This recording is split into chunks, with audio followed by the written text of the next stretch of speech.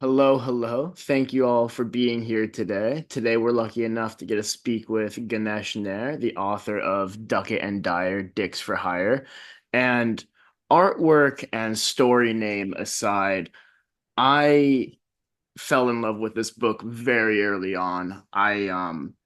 For lack of better word, this is kind of a full circle moment for us at YPQ because we read this as one of the first or second stories over a year ago, and we kept it in the background because we kept thinking we need to make sure that we are credible. We need to make sure that we are an established company before we reach out to Ganesh. So this is a meet your heroes moment, which is a bit terrifying for all of us. But about the Bit story terrifying for itself, me too, yeah.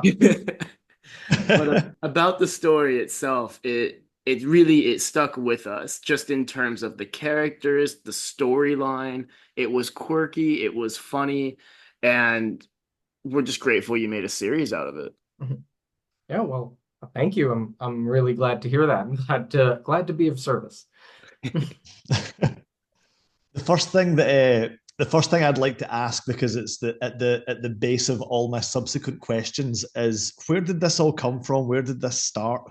Was Duckett and Dyer always something that you wanted to do, or was it put together over a while? Tell us about the genesis of the book. It's it's it's kind of a it's not that weird a story, to be honest. I think that the concept came about, a long time ago. Like, I think it was maybe at this point 20 years, a little more than 20 years ago, Oh wow, maybe yeah. a little less. Um, I w I was working out sort of in Seattle and just sort of trying to think up of something fun to think about during my walks to work. And I came up with the idea of something that's, honestly been done a million times before, is to sort of oddballs falling into sort of a detective agency sort of background thing.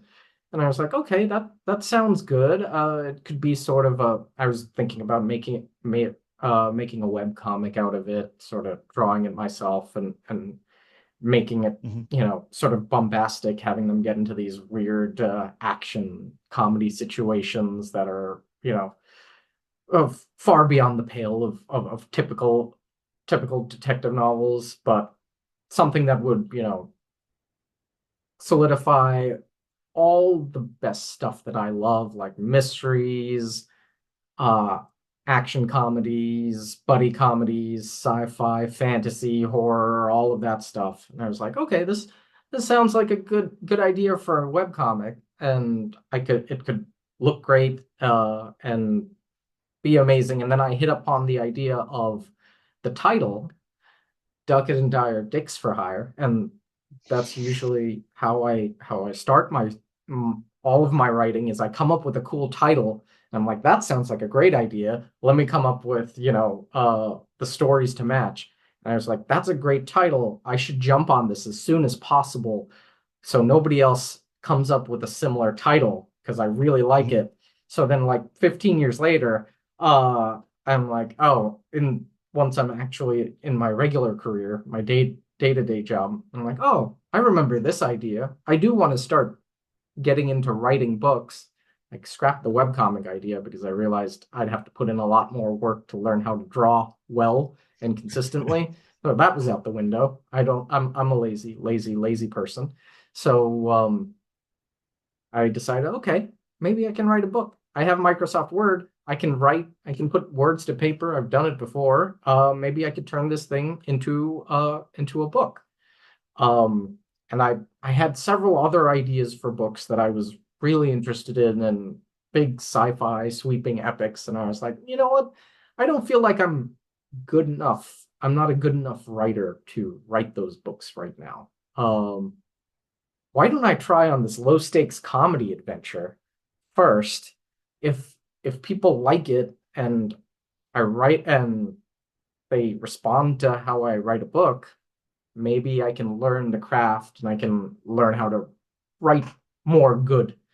Um, so So I did. I jumped into Duckett Dyer and I fleshed it out. The first book took about 4 years trying to really figure it out, and I Mhm. made some pretty significant changes to what my original concept was. But then I started what was supposed to be sort of a fun one-off testing the waters of writing turned into me coming up with more and more ideas for a wider story, how the whole multiverse angle really works in terms of developing the characters and their sort of secrets, mostly Stephanie's secrets. And that sort of ballooned out into maybe I should write 9 books of this. And then I pared that back down to 6. But that then in like 2019, I launched the first book. I tried to get it. I tried to submit it to agents, but they said humor doesn't market well. And by gum, they Oh were man. correct. Uh, but but I was proud of what I'd written, so I put it out in the indie blogosphere, the web, whatever you want to call it, and it got a Mhm. pretty good reaction. So I was like encouraged to write more. I put the other 2 books under my belt since, had a bit of a break, but I should be coming back with the fourth book within the next 15 years. So that's great. A good But good that's time frame, that's man. that's the long and short of it. Hopefully I didn't go too long. No, no, it's really nice to hear just kind of the inspiration and the ideas behind the story. And you look at a book and it might take you a few days to read it, but you don't actually think about the ideas sitting there brewing for 20, 15, 20 years in the process. There's a lot that goes into it. And like you said, 4 years just writing, editing, changing, evolving. And I'm sure the sequels evolve and change as well. Like once you even find your rhythm, that's always Mhm. gonna change. And I know you also did the what was it, the Halloween and the Christmas story to go with it as well. Yeah, those actually fold into they're actually part of the third book as well. So I wrote Mhm. the Halloween and Christmas specials as I was working on the third book, and I sort of folded them in. Because the third book is more of like a short story anthology where each story sort of works together and provides details for the bigger final story at the end, The Mystery of the Murdered Guy, which is a title that I am incredibly proud of, and maybe the only thing in my life that I'm proud of. Uh, Do you feel like as you go deeper and deeper into the story, it gets more and more kind of meta? yes and no. I'm trying not to be too meta, but I'm trying to be Yeah. meta enough. Because I think meta is getting a little played out, and I think when Mhm. when characters, it's not to say that it doesn't work still. Deadpool and Wolverine made a Mhm. hundred Brazilian dollars, so meta's still alive and well. But I don't want to like milk that. I think the entire ethos that even before when I first started the concept was there's all this sci-fi rigmarole about people who are competent and who are heroes who are competent and can face large world-ending threats with courage and Mhm. wisdom. What about me? What if someone like me was thrust into uh some sci-fi rigmarole and all they could do is make jokes, fumble around, be anxious, and try and figure out their way out of it. So it's a little meta commentary on, yeah, if this stuff happened in real life, we wouldn't be nearly as great as the heroes in all of our favorite books. But I don't want to Mhm. have the characters commenting on like a fourth wall breaking sort of Mhm. sort of meta commentary, but they should also be aware of all of our current media and how that influences them and how that causes them to react to familiar situations that may pop up because of the supernatural crazy nonsense that happens in these series. I guess everybody has a plan until you get punched. Exactly. Yeah. I guess growing from that, how much of Michael and how much of Stephanie is you? versus a friend, or like what is your inspiration behind them? Michael and Stephanie are basically me split down the middle. Beautiful. And there's always, the anxious person that always is doubting themselves and not quite sure. And I'm kind of out of my depth here, versus the other part of me where it's like, this is pretty funny. Let's roll with it and see where it goes. Because I think, at least in my experience, one side of me like that can't exist without the other, because otherwise Mhm. one would be paralyzed or have paralysis by analysis. The other would just be doing stupid, dumb crap 24/7 and just doing things for the lulls. But if you put two of them together, then you have a certain balance of, we need to push ourselves forward, but we should also not take ourselves too seriously and not Mhm. overthink situations. So I split them down. I'm like I said, I'm split down the middle between Michael and Stephanie, and I think that's what makes the dialogue, at least in my humble opinion, I love doing the dialogue between those two, because it's a great call and response of sensible, ridiculous, sensible, scared, extra ridiculous, and it makes for some good comedy. So I'm often, in my head making up those conversations, and they flow really easily to me, at least. Mhm. So, and that's why I try to put that stuff in the book. That's really cool. That's the dialogue is something that I wanted to ask about because I thought the dialogue was incredible. And it's really hard. I know they say that humor doesn't sell or it's hard to market humor. And I think that's because it's really hard to write humor. Like I can count on maybe two hands the number of books that have made me laugh out loud. Duckett and Dyer, Dicks for Hire was one of them. I think it's really hard to write humor. The way that you're describing it as a dialogue between yourselves seems much. I should probably try this. But what advice would you give to someone who's trying to write humor or is trying to get better at it? Oh, it's hard to say. I think the problem with humor and the humor not selling or whatnot is that humor is very subjective to every single Mm-hmm. person in the world. There's nothing that's universally funny. Um, Although there's some things that cast the widest audience or can hit the funny bone of the Mm-hmm. widest audience. Because if you look at my reviews, half of them are like, this is amazing. This is really hilarious. This is great stuff. And the other half is like, this is the stupidest crap I've ever had the misfortune to read. This doesn't make any sense. He's trying too hard to be funny and it's falling flat on his face, which A, understandable, keeps me humble, B, hurts me on a primal level. But let's put that aside.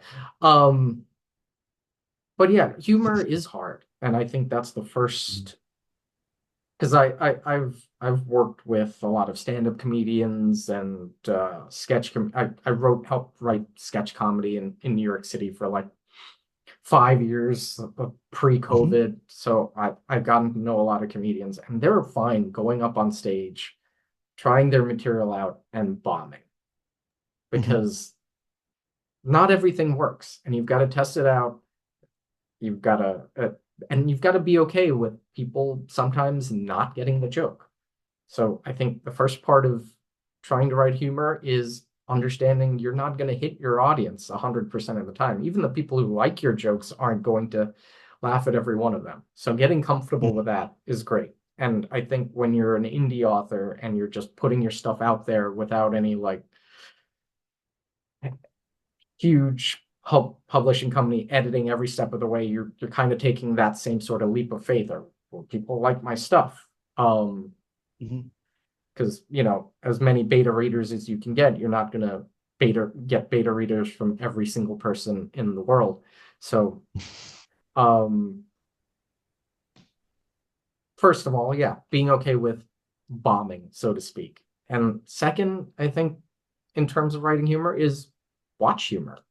Watch every kind of humor. Watch Saturday Night Live. Watch all these sitcoms, The Simpsons, Arrested Development. Uh, who else? Any sort of sitcom. The Honeymooners, going back, years, decades. Monty Python, international comedy, at least For me, it's international. For you guys, it's more local. But I watched all of that stuff sort of growing up, and I think subconsciously, while I was watching all of those things, I was like, this is really funny. And learning the beats and why, I kind of sort of absorbed by osmosis. Why is this funny? Why is the timing so good? Why does this joke hit so well? When when you've heard Homer say "dough" a million times, why does the millionth and the first time still work as good as the first or second time? At least if you count seasons 2 through 10 of The Yeah. Simpsons. Anything past that is questionable. But I'm not gonna let's not go on that tangent because I I could guess talk on That's that all that could be day. a long tangent. Yeah, I've got Yeah, thoughts on The I Simpsons, don't think man. that's what you're here for. No, no. I guess that's the thing though. Ultimately, you're writing a story, like you're writing the story that you want to write. Yeah. And then it's hard in the indie space because there's no guarantee of readers as opposed to No. publishing space. You have kind of that network already built. So yeah, you have to be willing to put yourself out there and not necessarily get as much feedback as you otherwise would. But I Mhm. think ultimately if you just keep doing what you want to write, then you'll keep getting your stories out there, which is what matters most. Absolutely. So you were talking about Monty Python, which is like that's my dad's favorite comedy show. So I watched a lot of it growing up. And I have to tell you that so when I read Duckett and Dyer, Dicks for Hire, I thought it was really funny. And when I looked you up to be like, oh, is this maybe someone that we could work with for the box? This would be great. I was shocked to find out that you weren't British, given the kind of British humor almost that I found throughout the whole thing. Oh yeah, And I you know made there's fun of the people IRA harping at one about point. That Yep. yeah, exactly. It was really, Oops. I was surprised because the tone came off in the same way that I think a lot of classic British comedy does. Mhm. Like, your Douglas Adams and stuff, Monty Python, all the great olds like Blackadder kind of thing.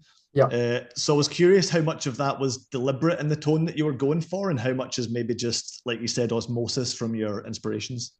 Yeah, I don't think anything was 100% deliberate. I wasn't going for Mm-hmm. specifically a British sense of comedy, but I was going for my sense of comedy, which, as you said, influenced by watching a lot of Monty Python growing up, reading a lot of Douglas Adams. I mean, Douglas Adams, Dirk Gently's Holistic Detective Agency. That's Yeah. hard not to compare to Duckett and Dyer Dicks for Hire. It's very much in its DNA there. So I'm not surprised that, there's a lot of, British influence because a lot of, even when I was growing up as a kid, my dad had me watch Faulty Towers, and that Oh I yeah. love that show. So all of that stuff just sort of weaves its way in there and sort of how I think timing should work or phrasing should work and how to deploy the absurd stuff that comes up, which Monty Python knew how to do in like spades, and so did Douglas Adams. So yeah, it's all in there. It wasn't fully intentional, but that was my sort of sense of comedy. So I was like, let me put Mhm. myself into a book, and it came out like that. I guess on a more technical note, something else I wanted to ask about the creation of the book. I've read a lot of time travel and dimension hopping kind of books, and some of them go to great pains to explain exactly how it works. Here's the science and everything. I never got the impression that Duckett and Dyer was ever really trying to do that, but it ended up being quite coherently put together if you think about it from like a Mhm. like a really literal sense. If you try and draw out the timelines and everything, it makes perfect sense. Mhm. So I wondered how deliberate that was. Like, did you try to make it make sense? Was that something that you had Yes, in that your was head going very in? deliberate. Yeah, that was a Nice. 100% deliberate because I know, this is all made up sci-fi mumbo jumbo anyway, but I Mm-hmm. want if it's not consistent, if the plot doesn't hang together, if the sequence of events doesn't necessarily hang together, then it's not, to me at least, it's not a well-crafted story. I didn't want it to be like very rigorous, but if you drill down and you know we could talk at length about the specific things that I put in there to make it consistent and make it make sense that probably a lot of people won't pick up on, Mhm. which is fine. I don't want people to be distracted by that, but I want everything to make sense in a logical order. There are parts of the book, the first book at least, actually even any of the books, that don't yet make sense, but they will, because I And you have had all it of these outlined things that planned that out. far ahead. Yeah, I have everything planned out through book six, through the end of the series. Oh, There's an Oh, damn. endpoint that wraps back around to book one, and you'll see Mhm. everything, even if the first book parts of it don't make sense, it'll make sense by book six. But everything Mhm. is plotted out so that if you think about it, which if you are thinking about this book a lot, you're wasting your time. But still, if you do choose to think about it, there is very much a logical structure, maybe a twisted logical structure, but it is a logical structure because otherwise, I'm just making fart jokes for no reason. and I think that's part of what makes the story so accessible. The fact that even though it is time travel-y, sci-fi, interdimensional, you don't need a STEM degree to understand what's going Mhm. on. Right? Yeah. Because it's you can literally follow what is happening without needing to get into the weeds of it. It's like, Mhm. oh, here's a hamburger that's attacking us. Here's that. But just by following along, you're understanding why that's happening rather Yeah. than trying to get lost in the weeds. And then it comes to the crux of the plot point of why the time traveling is happening. And you're like, oh my God, he did this. Mhm. But yeah, no, that makes a lot of sense. And I know Steve, as your experience as an author, because Mhm. you wrote your 3 book series, but you released them all at once. Yeah, Uh, I had them all ready to go. Much for the same reason as Ganesh, I would imagine, in that trying to string together a narrative, albeit not as complex as Duckett and Dyer's. I've not dared to mess with time travel yet. But stringing together a narrative, you get to the third book and you realize there's stuff that you should have foreshadowed and set up in book one. So I'd Yeah. imagine doing that with 6 books is like magnitudes more complex. Yeah, I mean, there's always stuff that I'm like, I should have put this in book one, all the Mhm. time. But not I try to make it so that everything's consistent and I don't introduce things later that contradict things in earlier books, but maybe Mhm. build upon them a little further. I think my favorite thing that I somehow did manage to seed in like books one, two, and three is that there's always these little mentions of like maybe one-off jokes. They talk about some sort of secret society that is trying to, clone Hitler for whatever reason. That's coming to a head in book four, and book four is the curse of Hitler's tomb. So there are times where I pat myself on the back for being too clever, but it's just a dumb joke. Um, I love that. That on the blurb alone would make me want to read a book. I think it's always you always have that introduction that gets you. I think for me in what was it, the Martian, where the book opens with like, oh yeah, I'm screwed. Um, I've always loved things like that, and I'm just pulling open the book now, and the prologue. The first sentence is, "Listen, it's not the worst idea I've ever had, and it certainly won't be the last." Like you're instantly throwing somebody into the kind of commotion of it all. So you get engaged right from the get-go. yeah, I think that has always been the first line of the book. That has never changed from like the first draft to the last draft Okay. because I knew that we'd have to start, I guess the hoity-toity term is in medias res, Oh yeah. in the thick of it to see that these two people are facing something beyond rational science. Otherwise, if the book doesn't start there and set the stakes up real high, you just start with two people bumbling around until you find out what's what's going on with the time travel. But if you set Mhm. the time travel up first and set Stephanie's parent death up first, Mhm. then that line not only is, I think, pretty funny, and that's why I kept it in there, uh, it sets like the expectation of how did these two idiots, once you get to meet these two idiots, end up at that position. It's the record Mhm. scratch. Yeah, that's me. I bet you're wondering Yeah. how I ended up here. It's that, but a little less blatant. I typically really don't like books that start at the end and then go, Mhm. oh, hold on, yep, record scratch, freeze frame. You're probably wondering how I got here. Mhm. And I've bounced off books for it before. I think one of the times it must work is if it's kind of a time loop anyway, if you're already like in the Mhm. process of everything changing, or that this might not even be the ending, that we're going to go past this the next time that we see it again. And I remember when I read the first scene, I was curious if what I thought was happening was what was actually happening, and that by the time I got there, I would have an understanding that would change the meaning of it. And it did. By the time I got there, I was like, oh, right, okay, I get yeah, still has the emotional weight to it. And I was surprised by how much this book really pulled on my heartstrings, given how like irreverent it is.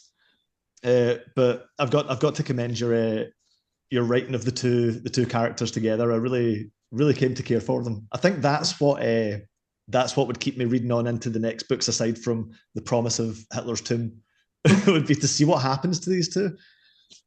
On the subject of which, I got the impression that there's not a romance planned between them or anything like that, but I haven't read the sequels. But did you have to make that decision early on at the start? Like, never, not going there, put it out your head. I think that was there from the beginning, that that was never going to happen. I wanted Yeah. this to be about two friends and how, as flawed as they are, they still need each other in a sort of weird codependent way, Mm-hmm. but still have their own sort of separate lives and secrets. And maybe Stephanie's not being as honest with about all Mm-hmm. of her history with Michael, and how you, even though you're close friends and you grew up together, you don't necessarily know absolutely everything about each other.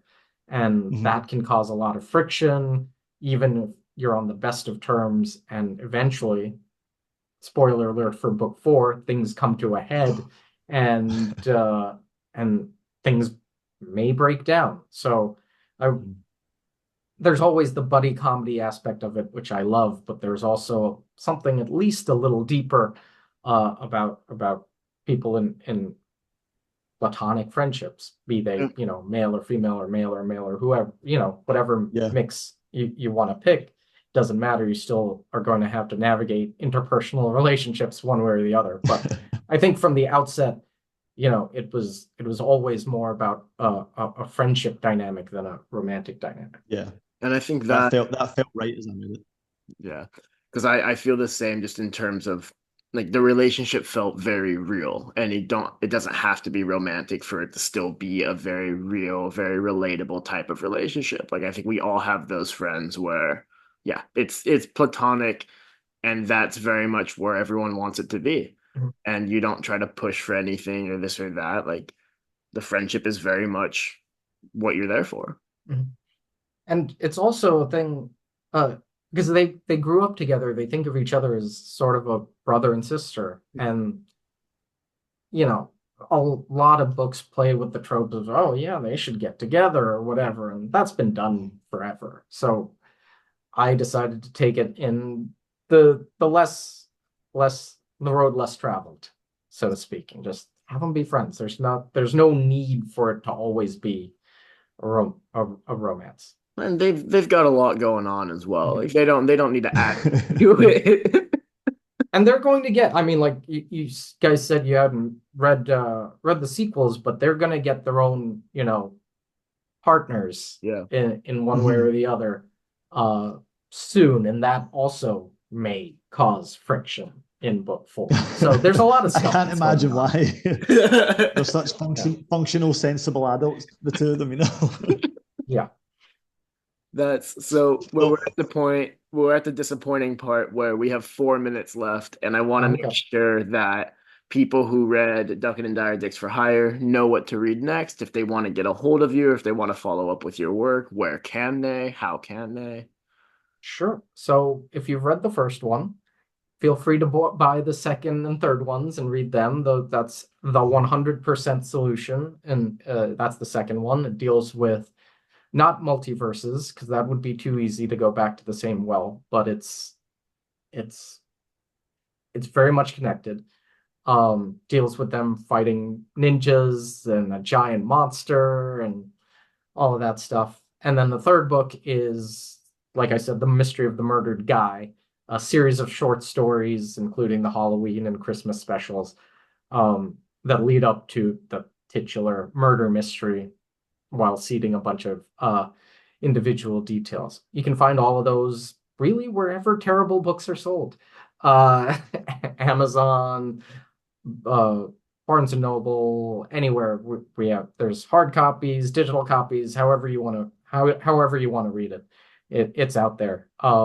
So you can. I used to be on Twitter until it became a hellhole. So I'm now on Blue Sky, which is not Twitter, but slightly similar. So you can just look me up there. GM Nair is the handle I go by.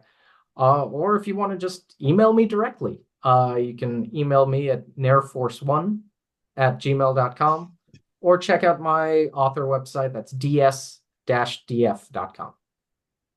Perfect.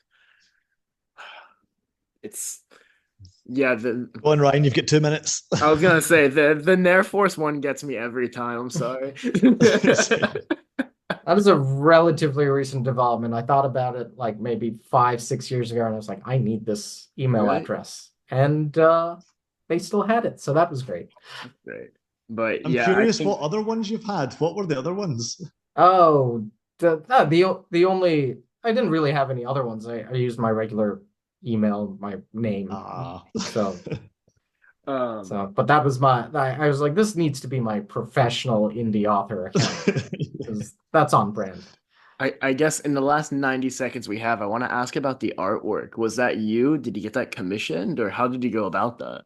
No, I was very lucky. Like I said, I tried to make this a web comic, and I decided I shouldn't because it would take too long for me to learn how to draw. But one of my close friends from like high school and past high school has he is an artist. He does a lot of art. And so I asked him, "Hey, can you do my artwork? This is what I'm thinking of." He knows a lot of the same like comic book stuff that I do. So basically when I say I want it to look like this and exactly depict these things exactly, there's like, I got you. And then, very quickly put together this artwork and kept it really consistent across, if you see the sequels, has very much the same style, but he basically, is always picking up what I'm putting down. So um, when I wanted a comic booky style to evoke, the fun, fanciful nature of Duckett and Dyer, he was right there with it.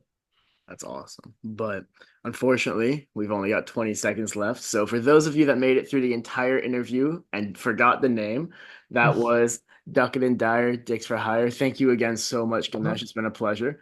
You're welcome. Thanks for having me. Of course. You're Take welcome, care, man. everyone. See you later. All right. Take care.